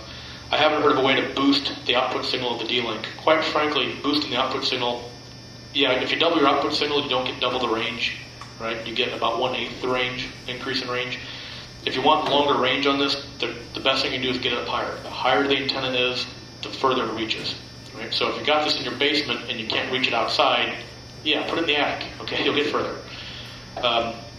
Also, the antennas that come with them, there's two little duck antennas that are normally up like this.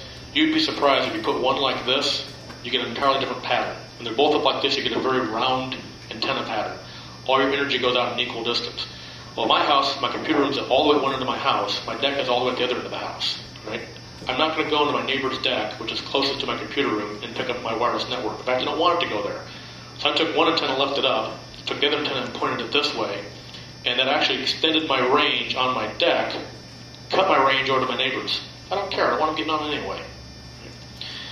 You can get special high gain antennas. People joke about making them out of Pringles cans. You really can. You really could do that. If you put an outdoor high gain antenna, I've heard people getting this stuff at 19 milliwatts, which is the default to go like a mile and a half sometimes. Line of sight, you have to really get those turkeys lined up when you do that. B devices are really cheap. You're finding B stuff, the B cards, I said, were down around $7 or so. I have a Palm Pilot, believe it or not. This actually has a built-in 802.11b network card inside of here. I can walk into my office, hit a button, and hot sync to my PC back at my desk without even being at my PC. In fact, I can actually hot sync in the parking lot. So on the way into work, I hit the hot sync button, and before I get off the elevator in the parking garage, I know what all my appointments are that I'm going to miss in the next 5 minutes. You're seeing television sets come with B routers, stereos come with B cards. I mean, B is kind of taking over the role because it is so cheap. One disadvantage with B and G in a mixed network, if you have a G router and you're talking G to your card and G to your router, and someone fires up a B card, your G card and your G router downspeed to B at that point. So if you're going to do that, and you're going to set like the G network at your house, and you don't have any B devices, tell the router G only. That way your neighbor doesn't walk across your yard with this Wi-Fi enabled Walkman that's B and suddenly knock your network down to B speeds. Turn off your cordless telephone. Yeah, these guys are in the 2.4 gigahertz range, and everything else in the world isn't 2.4 gigahertz anymore. And it really, I have a 2.4 gigahertz cordless telephone in my house, right? Since I turn my router on, I'm talking to people every now and then. Boom. That's the router back in my office, in my computer room, broadcasting out a sweep going, is anybody out there? Right? Anybody want to connect to me? Right? That's that little sweep he does every 70 minutes. Kind of annoying. These things are deaf on laptop batteries. If you have the PCMCA ones, this laptop will run for about 4 hours on a charge. You put this in, it runs for about 45 minutes on a charge. The Bs aren't quite as bad. The As are even better at not sucking down batteries. If you do put this in your laptop, there's a trick. Go to the properties of the network adapter. There's a spot where it says power conservation mode. Tell it to go in power conservation mode, and then it won't chew your batteries down as fast. What power conservation mode does, normally if you don't have it turned on, when this guy connects to a network, this guy normally sends out a burst of energy every like 2 or 3 seconds. It's a big sweep saying, I'm alive. Is anybody out here? It does it at the maximum power it can transmit at. If it doesn't find anybody, it continues to send out that sweep, which uses a lot of energy. Even once it finds an access point and the two of them talk to each other and get connected up, it still continues to send out that signal, looking for other networks. In power conservation mode, once it establishes a connection to an access point, it won't look anymore. So you don't waste that energy bursting out. That made a difference of like 45 minutes to about an hour and a half on here. So I'm not planning on walking around my lawn looking for my neighbor's access point, so I don't really care if I got that turned on or not. The Linksys cards are pretty good.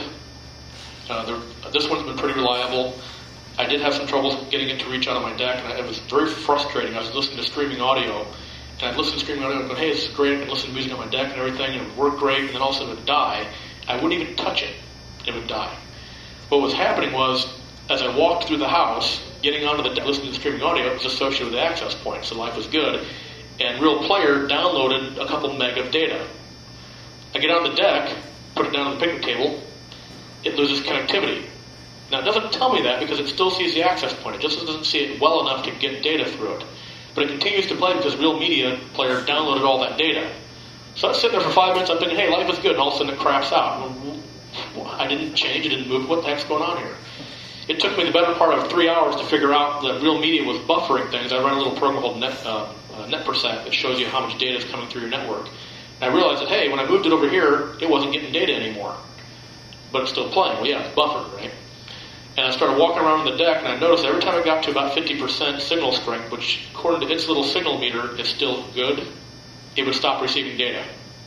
When I got to 52%, it would start picking data back up. And it was literally stupid shit, like you turn this way, it's 52, you turn this way, it's 50. You set it down here, it's 52, you step away from it, it's 53. I was just in kind of one of those little weird zones like that, right? So finally what I did, and please turn off the camera, is I boosted mine to 84 milliwatt output, and I pick it up down the driveway now, no problem. So, and shipped the antenna all over the house now. You can also put in multiple access points too in there. Something to think about when you're placing your access point: the more walls it goes through, the shorter the distance. The more metal, the shorter the distance. You know, if you've got your refrigerator and your microwave oven between you and your access point, it ain't going to make it through. If you have cordless telephones, it'll kill it. Baby monitors will get them, you know, all sorts of stuff like that. Somebody sent an email out to the newsletter asking, to the listener, asking how far can I expect to get, and the answer is, well, I have no damned idea. I mean, you know, for all I know, you got iron bars on your door and on your windows, and you're going to not make it out the side. You know, it really all depends. Just metal house wrap or aluminum siding could kill you. Yeah, aluminum siding will get you too. Yeah. Sure, you're in a metal box. Yeah. Especially grounded. Ductwork. Ductwork, yeah. Yep. But generally speaking, my life with wireless has been pretty nice. I even do some pretty flaky stuff. There's a remote control program called VNC, Virtual Network Computer. It's like PC, or lets you control one computer from another computer, right? I have a computer in my living room connected to my TV that I play all my pre-recorded, non-copyrighted video files on, right? And it's great, except it's got one little problem in that it's hard to control the keyboard and hard to see the screen because it's on a TV, and TVs aren't the best screens in the world, right? So I take a little Palm Pilot here, which happens to have a Type VNC client for it. It's on my network at my house, and I can see the screen and keyboard of my computer there from my Lazy Boy, and I just literally take the remote control of my computer sitting 20 feet away from me through my wireless network. I go out to the deck and I want to hear something else, I just, punch in the wireless network, get a hold of that computer, and change the playlist on there. Take my laptop out the deck, watch my movies, under Night in the Stars rather than in the living room, listen to my music out there. Go to the garage and I'm working on my car and I want to look at something on Tech Manual. I'm going to go tracing back through the house. I can have my laptop sitting right there with it. Plug your laptop in your ODBC2 connector in your computer, on your car. You can tune your car. Some people are putting laptops in their cars under the seats with wireless connect with B or G connectors in them. And you play all your MP3 songs through your stereo that way. When you drive your car in at night, your laptop's still powered on. You download all your songs to it while sitting down in the garage. There's a lot of neat things you can do with wireless networks. And so far, I've been pretty happy with mine once I got the dead spots sorted out. This month, PC Magazine has 5 or 6 real good articles on wireless networks and how to hook them up and what to look for. That was PC what? PC Magazine. That's this month? Yeah. This month, yeah. And you can find all the stuff we talk about with networking stuff. It's really not all that difficult. When you saw here tonight, it's literally just a card in each one, a cable that connects them, crossover cable, or a hub, and you're done. You just want to have the two of them talk together. You want to go to the internet, buy a router like this. The instructions come with it. It's literally the same cables, and you connect it to this, and you plug it in the WAN, and off you go. You got Windows 2000, Windows XP. It's really easy. You got 98, with 95, you got to kind of add the protocols and stuff. That's a little hokier. Go on the internet and just type in home networking or basic home networking. You'll get tons of websites that'll walk you through diagrams, pictures, the terminology, the whole bit. Man, it's really easy. Chuck, I know when I set mine up, I let my XP pretty much do it, and it created a disk to set up my 98, and I plugged it into my 98, and it took it over. Now, what you did was internet connection sharing, probably. Yeah. Right. But you're sharing the modem off your XP machine. Right. Yeah, that's a little different. And same idea. You get the network working between them like that, right? And then you can tell your XP machine to share its modem with other machines, and it gives you a little disk like Russ was talking about. You take all the 98 machines, it tells it how to get hold of this machine and share the connection. You can also buy, the disadvantage of that is you need the XP machine on all the time, right? You can actually get one of these routers. Linksys doesn't make one. There's another company that makes one.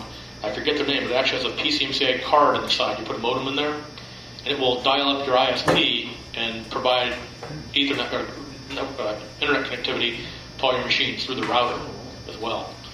In fact, there's even one that will do 2. There's even one that has a WAN port and a modem port, and if your charter cable goes down, it'll automatically dial up another number and establish that way if you have a small office someplace, a remote office.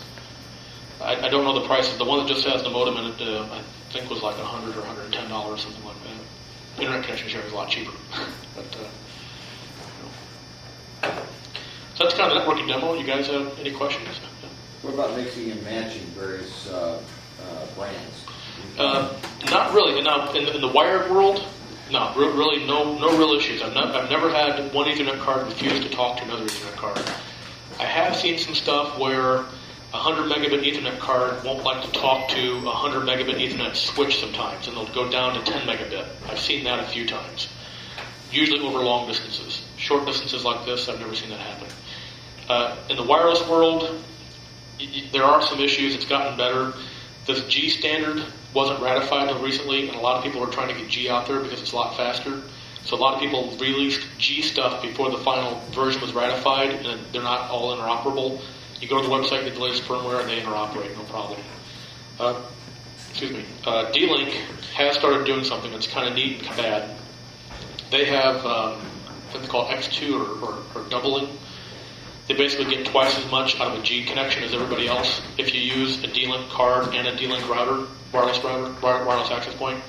What they do is they actually use 2 channels at the same time. There's 6 channels wirelessly, and they use 2 channels and get double the speed out of that. That only works if you get all the D-Link stuff. So I take my Linksys stuff and try to do that. It'll talk at G speed, it won't talk at double G speed. That does make your laptop battery drain twice as fast, in case you're curious. You do that. But generally interoperability is no problem. I got this little Palm guy working with my G network, no problem. Just make sure that you support 64-bit or 120-bit WEP with the same passphrase, and you should be okay, and almost everybody does now. Cards, wired cards, never had a problem with the network. When you say you have trouble with the cordless phones, the 2.4, It's not really trouble. I mean, just do you have trouble with the phone or trouble with knocking the internet or knocking the connection between the two computers? so far as I can tell, it's always been the phone, and it's not even that it knocks the phone out. It's that when you're talking on the phone, you hear in the background, boom, It will knock out the existing and it connection. kind of goes. If you have a file transferring process, you turn on the phone, You can expect it to. No, I've never experienced that, and I've had my phone on while I've been working on the internet. I have noticed when you do that, sometimes my speed goes down because what happens is the computer starts missing packets, right? Gets interference, so it has to keep retransmitting and stuff. I have seen that. That usually happens. I've got the laptop in my lap and the phone like right here, and I'm out on the deck, kind of turned at a weird angle to the antenna kind of thing. But it still tends to work. It doesn't go down. How many antennas do you have in your house? I just have the 2 that are on the actual access point itself that come out as the rubber duck antennas. The weird part, if you open up one of these little Linksys B or G routers and you open them up inside, they actually have one of these cards in them. They literally, inside, they just took one of their own cards, plugged it in, then ran a cable out of the back to come up with the antenna. And some of these cards do have external antenna jacks on them. So you can actually take the antennas off of the card or actually open it up and disconnect it from the inside and put different antennas on there. The number of antennas really isn't important. This is like basic radio theory. The number of antennas that you have doesn't change the output strength at all, right? You still have 1 milliwatt of power if you have 5 antennas every 1,000 antennas. What it changes is the pattern. One antenna will always radiate isotropically, a perfectly round sphere in all directions, right? 2 antennas, I always get this wrong, go off the sides between them, make a lobe. 3 antennas do some other kind of weird thing out there. And that's why they give you those 2 antennas like that on little hinges, so you can turn them and twist them slightly to change that pattern to better match where you want to extend your range to. And you can get the external cans. Go any place, just type in external Wi-Fi antenna into Google, and you'll see companies that make all sorts of outdoor antennas. And there's one called a shotgun. It's a really round one that makes a very, very directed focal pattern. Puts all the energy in front and nothing off the sides and stuff. So there's a lot about there. And brittle 6-inch cans. stovepipe, 5-inch stovepipe. The diameters are important for the frequencies. So really, the number of antennas doesn't really. The Radio Shack is selling high gain antennas, and what they do with their antennas, one is I think one is shorter than the other, and it changes the pattern slightly. It doesn't really give you any more strength, but it takes the part that's going up and down like this into space and flattens it, so it puts it out more like this. For most people, that's okay. If you got an upstairs and a downstairs, that might be a problem. At work, we cheat. We take all these access points, we turn them upside down. and we poke the antennas through the ceiling tiles, so they get up as high as you possibly can. When you're walking through, you just see two little rubber duck things sticking out like that. And that seems to work reasonably well. Of course, a store or an office is very, very open. You have all the rooms and things. Nothing says if you have troubles reaching the spot that you can't put another access point in. And there's two different access points. There's bridges, there's wired and wireless access points. You can put an access point, a wired access point you have to pull an Ethernet cable to, right, through the house, and maybe put that outside or into a room where you're having problems. You can also get a wireless one that will talk wirelessly to the other access point. So you find the spot where the signal just starts to fade, you put that access point there, and it connects wirelessly to the other ones, and then